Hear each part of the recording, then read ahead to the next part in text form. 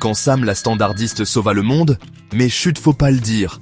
Alors là, les amis, installez-vous, sortez les pop-corn, parce que cette histoire est véridique. Je l'ai vécue, j'en ai encore des tics nerveux. On bosse dans un centre d'appel technique. Enfin, technique, faut le dire vite. C'est surtout un mélange entre une prison open space, un zoo sous anxiolytique et un sketch de Camelot. Bref, moi, dans mon rôle habituel de mec transparent, presque légendaire dans mon inexistence, et Sam, appelons-la comme ça, ex-standardiste fraîchement catapulté dans l'antre du support niveau 2, sans formation, sans matos, sans respect. Bienvenue. Et là, bim, grosse panne nationale. Plus de réseau, plus de mails, plus de hotline, plus rien. Le néant. Les lumières sont allumées, mais il n'y a plus personne chez les serveurs. Une boucle réseau s'est créée quelque part. Une jolie prise RJ45 branchée en rond comme une boucle d'oreille mal placée. Et devinez qui est là pour gérer. Pas les grands Manitou du réseau, hein. Non, non, eux, ils sont aux abonnés absents. Jeu de mots réseau, t'as capté?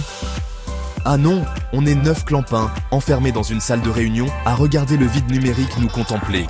Et le seul tech senior, celui qui savait tout, celui qui parlait pas pour rien dire, celui qui te faisait un schéma en ACI dans Notepad pour t'expliquer une panne réseau, lui, il avait décidé que, tant que le manager à la con était encore en poste, il ferait full télétravail. Oui, grève passive, mode Gandalf le tech. Tu ne passeras pas la porte du bureau. Donc là, on rame fort. Sam regarde l'installation, elle me regarde. Je regarde les prises. Elle regarde les prises. Elle comprend. Je comprends. On a tous les deux vu la boucle maléfique. Tu sais, celle qui te transforme un switch réseau en une crêpe bretonne mentale. Mais elle dit rien. Parce que voilà, elle est juste une standardiste. Alors si elle parle, on va lui faire un audit de compétences dans une pièce sombre avec des PowerPoint. Moi, j'essaie de l'ouvrir. Résultat, à peine écouté. Ah pardon, on est 9 dans la salle. Mais moi j'ai le rôle de plante verte qui respire fort. On attend, on tourne, on fait chauffer des cafés, on dessine des schémas, on sort même un tableau blanc pour brainstormer. C'est dire à quel point ça pue. 3 heures plus tard, les gars du prestataire réseau débarquent. Ils regardent, ils trouvent, ils rigolent même un peu. Ils débranchent un câble. Tada, miracle. Le réseau revient. Facture salée, champagne pour eux. Et nous, on retourne à nos claviers. Sam retourne à sa chaise, toujours considérée comme celle qui a quitté le standard, mais dont on attend qu'elle n'en dise pas trop. Moi, je redeviens une ombre parmi les ombres, comme Batman, mais sans gadget.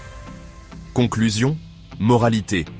Dans le monde de l'IT d'entreprise, t'as plus de chances d'être écouté si tu factures 500 € l'heure et que tu portes une chemise repassée, que si tu résous le problème avec ton cerveau et un peu d'observation.